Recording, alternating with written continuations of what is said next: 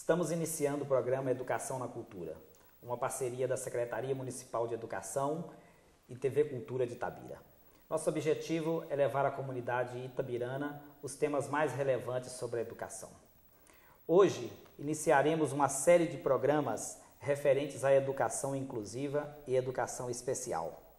Nossos convidados são Gustavo Martins, mestre em educação e superintendente técnico pedagógico, e Luciane Fonseca, mestre em educação e pedagoga do Centro Municipal de Educação, SEMAD. Nosso muito obrigado por aceitar o nosso convite para falar de um tema tão importante, tão relevante dentro da nossa sociedade e que causa dúvida em diversas pessoas, nos professores e principalmente na comunidade. Gustavo, vamos começar nessa entrevista com o seguinte questionamento. Educação inclusiva é o mesmo que educação especial? O que realmente é educação inclusiva? Olá, Giovanni, Luciana, caros telespectadores. Bom, é o seguinte, realmente são duas ideias que se misturam e se confundem bastante. Isso tem um porquê histórico. Se a gente pensar na trajetória da educação, principalmente a brasileira, quando a gente fala de inclusão, imediatamente a gente pensa no seu oposto, exclusão. E do que é mais visível, quem que sempre esteve fora, quem que sempre esteve excluído de todos os sistemas da educação? Aquilo que é mais visível são as pessoas com necessidades especiais. Como exemplo, a gente pensar que até o século XVIII, algumas deficiências eram tratadas como anomalias, como anormalidades, e pessoas com deficiências, com transtornos, não estavam nas escolas, estavam em prisões, em manicômios, em asilos, em orfanatos. Então, a gente vai entender que a educação especial e a inclusão, a ideia, essas ideias foram caminhando juntas a partir daí. Tivemos grandes avanços no Brasil, principalmente na década de 30 e posteriormente na década de 90, onde, a partir de convenções, inclusive em nível mundial, a gente foi tendo, de fato, a ideia da inclusão colocada no contexto da educação. E aí, no caso da educação brasileira, pela LDB, a educação especial é uma modalidade dentro do sistema nosso de ensino. Bom, mas a ideia de inclusão ela é mais ampla do que a ideia de educação especial. Por que disso? Quando a gente vai pensar nesse paralelo inclusão e exclusão, de quem esteve fora do sistema, a gente vai pensar que houve também ao longo da nossa história outros segmentos que também ficavam de fora, não apenas as pessoas com necessidades especiais. Houve um período em que as mulheres não tinham mesmo acesso à educação, os negros não tinham acesso, enfim. A gente até chega hoje numa situação que a gente está de grave intolerância, que as pessoas que estão na escola, elas sofrem uma exclusão velada até. Então, mesmo que haja o acesso a todos, as mulheres, os negros, a gente tem situações de tratamento desigual. E tendo uma situação de tratamento desigual, nós podemos dizer que mesmo estando inseridos no sistema, eles não estão incluídos. Então, a ideia da inclusão, ela pressupõe que não é a pessoa que tem que se adaptar a um sistema maior, mas o sistema maior é que tem que se adaptar para receber todas essas pessoas nas diversidades que elas apresentam para a gente. Então, sendo mais radical aí, no sentido de raiz mesmo, a educação só é educação se ela for inclusiva, se ela abarcar todas as diversidades. A educação especial faz parte e é o que nos dá mais visibilidade nas ações em torno da inclusão. Ok. Luciana, desculpa eu ter errado o seu nome no início. Gostaria de colocar, inclusive, que você recentemente terminou a sua pesquisa de mestrado na questão da educação inclusiva, né? Como que você tem visto isso nas nossas escolas hoje? As nossas escolas têm feito essa inclusão? Está preparada para essa inclusão? Boa noite. Primeiro eu quero agradecer o convite. É um prazer para mim estar aqui hoje falando sobre um tema que me é tão caro. E eu penso a inclusão como como um caminho que a gente está trilhando e que ainda tem muito a percorrer. Em geral, eu percebo que as escolas, elas se envolvem sim com a inclusão e a gente vê nas suas propostas que elas buscam estratégias, elas procuram as propostas de outras instituições que estão tendo sucesso, elas elaboram projetos, realizam práticas diferenciadas, buscam ajuda nas redes de apoio, nos centros como o SEMAI, que conta com saberes de diversos profissionais para estar realizando a inclusão. Então, eu acho que assim, a gente tem caminhado muito em relação à inclusão. Claro que tem muito a se fazer ainda, né? E com todas essas propostas e estratégias que a escola utiliza, a gente sabe que existe um contingente de alunos que não se beneficiam dessas propostas. E eu acho que o maior desafio nosso é com esse contingente de alunos, porque ele traz para o professor uma questão de como trabalhar com esse aluno que não se beneficiou de nenhuma das propostas que foram ofertadas para ele. E aí entra a questão que incomoda bastante o ser do educador, o ser das pessoas que estão envolvidas no processo educacional, que é o não saber como lidar com esse público que está apresentando algum tipo de dificuldade, né? E esse não saber é um não saber da instituição, é um não saber do professor, é um não saber que incomoda, que gera mal-estar e que traz o sentimento de não estar preparado para trabalhar com a educação especial, com a educação inclusiva. Então eu acho que esse é o nosso maior desafio, embora existam tantos outros problemas, tantas outras questões que precisam ser abordadas, que precisam ser trabalhadas no dia a dia das escolas. Ótimo. Gustavo,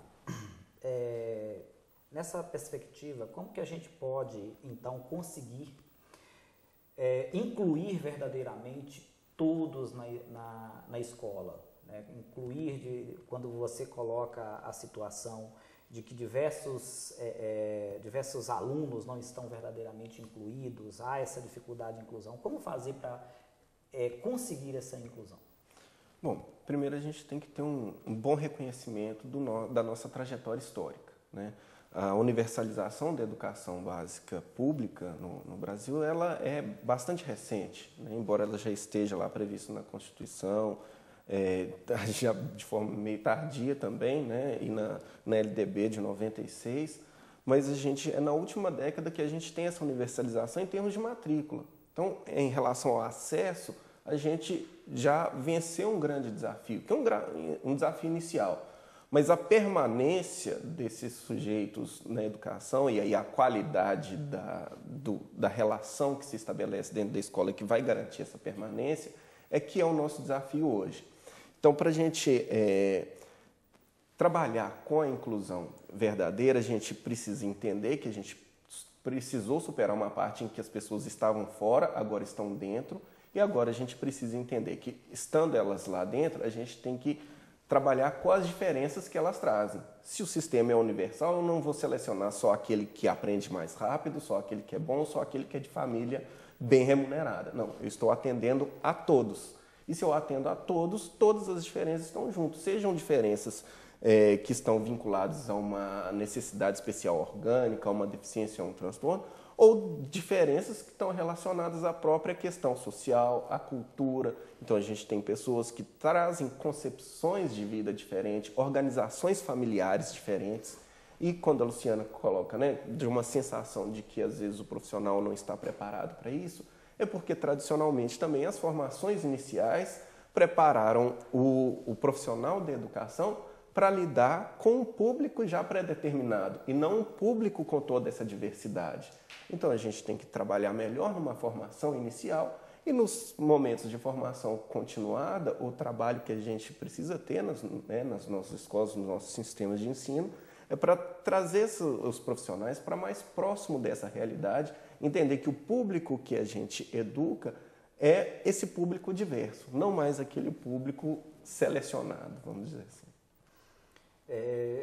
Luciana, eu, como professor, eu sou obrigado a reconhecer que eu tem um receio, quando eu estou em sala de aula, né, dessa diversidade que a gente está falando aqui, dessa inclusão. Não esse receio de repudiar a entrada, pelo contrário, eu entendo que há uma necessidade da gente garantir o acesso, a universalização do ensino a todos. Mas é o medo de não estar preparado para responder, né, para esses alunos, né, de acordo com a necessidade deles. Você acha, ou você vê que os nossos profissionais estão preparados, não estão preparados, ou como podemos fazer para prepará-los para essa educação inclusiva? Na verdade é uma pergunta bem difícil, né? Nós temos profissionais que estão sim preparados, tem profissionais que necessitam realmente de uma preparação para isso e que não é um processo tão simples assim, é uma construção, realmente assim, precisamos criar espaços para que eles consigam refletir sobre a prática, para que eles consigam perceber uma outra forma de se construir, né? Porque nesse ideal de educação para todos, que realmente precisa ser isso mesmo, a gente precisa incluir todos na escola, é muito difícil para o professor também trabalhar um a um, né? Trabalhar com essa diversidade, com essa dificuldade. Então, nós temos profissionais preparados e temos profissionais que estão necessitando ser melhor preparados. Certo. Muito bem. Eu gostaria de agradecer, Gustavo, a sua presença, Luciana. Teremos, né, diversos assuntos aqui para discutir sobre a educação inclusiva. E no próximo bloco a gente continua, inclusive, discutindo isso com outros profissionais do SEMAI.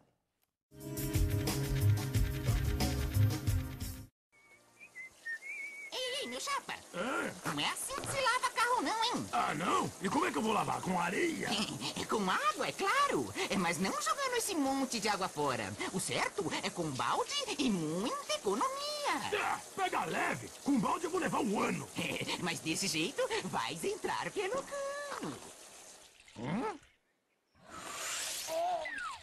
Xixi no banho! Queremos que todos façam! Homens! Mulheres! Crianças! Brasileiros! Ou não! Nobres! Plebeus! Músicos! Desportistas!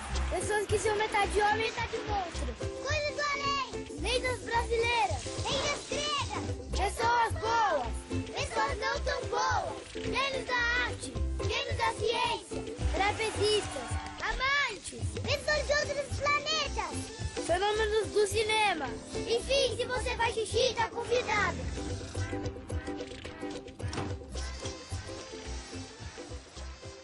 Faça xixi no banho!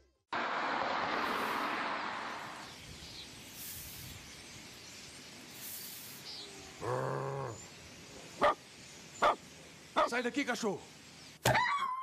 Maltratar animais é cruel e covarde, além de ser crime. Denuncie! Ligue para a Polícia Militar no 190 ou procure a Promotoria de Justiça de Defesa do Meio Ambiente da sua cidade. Ministério Público de Minas Gerais. Mude seu jeito de ver a gripe. Ela mata. Previna-se. Lave as mãos frequentemente com água e sabão. Ao tossir ou espirrar, cubra a boca com a parte interna do braço. Não compartilhe alimentos, copos, toalhas e objetos de uso pessoal. Evite ambientes fechados e com aglomeração de pessoas. Nunca use medicamentos sem orientação médica. Em caso de suspeita de gripe, procure a unidade de saúde mais próxima. Ou, em caso de dúvida, ligue 155.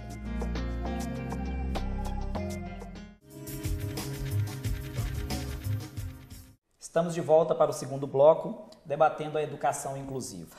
Lembrando ao telespectador que ele pode enviar e-mail com sugestões e opinião para o educaçãonacultura@gmail.com.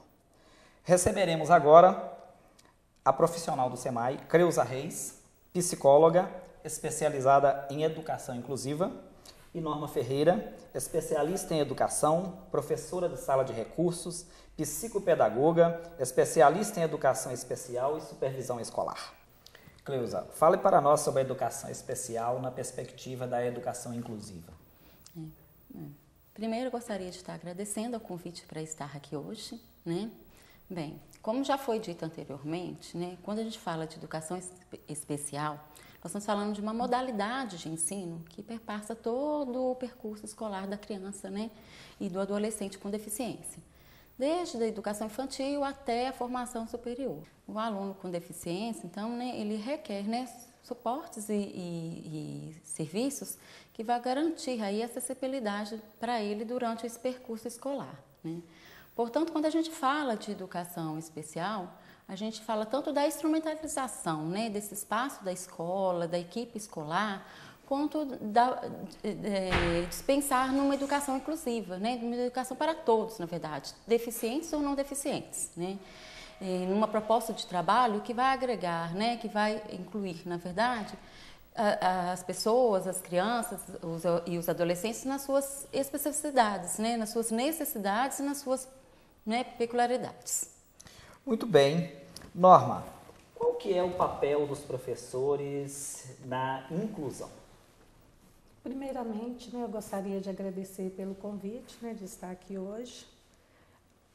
O papel da escola, da família e também, né, dos professores é a questão de mudar de atitudes, ou seja, reavaliar, né, as suas funções sociais, políticas, pedagógicas. Também eu acho que é papel, principalmente da escola, né, estar oferecendo um ambiente acolhedor para esses alunos, né, para essas crianças e adolescentes. E também eu acredito que seja reconhecer também e respeitar as diferenças, né, as individualidades de cada um. Certo. Os desafios da educação inclusiva, né, eles são enormes, né? Quais os desafios que você percebe para a implementação da educação inclusiva, né, nessa perspectiva da escola que a gente tem hoje, dessa dificuldade que nós temos hoje? Primeiramente, eu acho que a gente tem que estar pensando que, de modo geral, né, a criança ou o adolescente com deficiência que está entrando numa escola, ele não está entrando ali apenas por uma questão de adaptação, de socialização, né? A escola, ela tem a função de aprendizagem, né? Então, o primeiro grande desafio é fazer com que essas crianças elas tenham possibilidade, né, e direito a aprender, né? Não apenas de socializar, de interagir, né? Quando a gente pensa na questão dos direitos, a gente pensa assim, na vasta legislação que se tem, né, em relação aos direitos das pessoas com deficiência. Realmente, em relação à legislação, a gente já caminhou bastante, né? O grande desafio, né, na verdade, essa construção, né, constante em relação à elaboração e à implementação das políticas públicas, né, na prática. Certo. Muito bem. Norma, você falou na sua primeira resposta sobre o papel do profissional de educação e o papel da família nessa inclusão. O papel da família eu vejo como um complemento, né, ao papel da escola, como participando junto à escola, né, do trabalho que é feito não só, né, aos alunos com necessidades educativas especiais, mas também junto aos outros alunos, respeitando também, né, as individualidades de cada um. E outra questão que eu vejo também é a do diálogo, né? Eu acho que família e escola devem sempre estar dialogando, né, sobre o trabalho a ser desenvolvido. Ótimo. Cleusa, quando você coloca a situação, né, referente à educação, né, e trabalha com essa perspectiva dentro do SEMAI, né, dessa educação inclusiva, fala para a população, né, para os nossos telespectadores, quais são os serviços, quais são os apoios que são oferecidos pelo SEMAI para a rede, né, educacional de Itabira? Bem, todo o serviço que é oferecido, ele tem tanto um amparo legal, quanto também uma avaliação para averiguar quais as necessidades que cada aluno apresenta de acordo com o quadro, né, diagnóstico que ele tem. Então, de acordo com essa avaliação, nós oferecemos dentro da rede de ensino de Itabira, né, serviços como atendimento educacional especializado, né, que é oferecido no contraturno escolar, em salas de recursos multifuncionais, serviços de professor de apoio especializado ou intérprete de Libras, né? Temos também os monitores de AVD, de atividades de vida diária, né? Bem como o suporte da equipe, tanto técnica quanto pedagógica do SEMAI, junto às escolas da rede municipal de ensino. Podemos dizer que é um trabalho extremamente eficiente, né? Esse trabalho feito pelo SEMAI, dessa contribuição com a educação inclusiva para as escolas. Norma, nós falamos separadamente, né, da função do professor junto à educação inclusiva, falamos da família, mas vamos para uma questão um pouco mais ampla para discutir o seguinte: como que a família e a escola podem interagir, né, para que essa educação inclusiva seja mais efetiva? Eu acredito que seja, né, com a articulação mesmo do trabalho que possa, né, ou que já esteja sendo feito dentro da escola, sempre com o apoio também, não só, né, de comunidade, família, professores, mas também envolvendo a comunidade, né? E eu acho também, quando eu falo comunidade, até mesmo expandindo, né, para outros setores que possam estar dando esse apoio, né, como a questão o setor da saúde, o SEMAI, a Secretaria de Educação e outros setores, né, que possam estar apoiando nessa articulação do trabalho. Certo. Infelizmente, né, nós chegamos ao fim do nosso programa, né?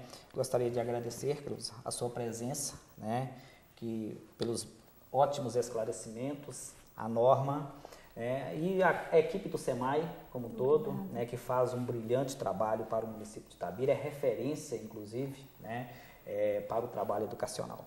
E convidando a todos, né, para assistir na próxima semana, né, um outro programa que a gente dará continuidade, né, a falar de educação inclusiva, que é um tema que a gente não consegue esgotá-lo. Né? Muito obrigado a todos e uma boa noite.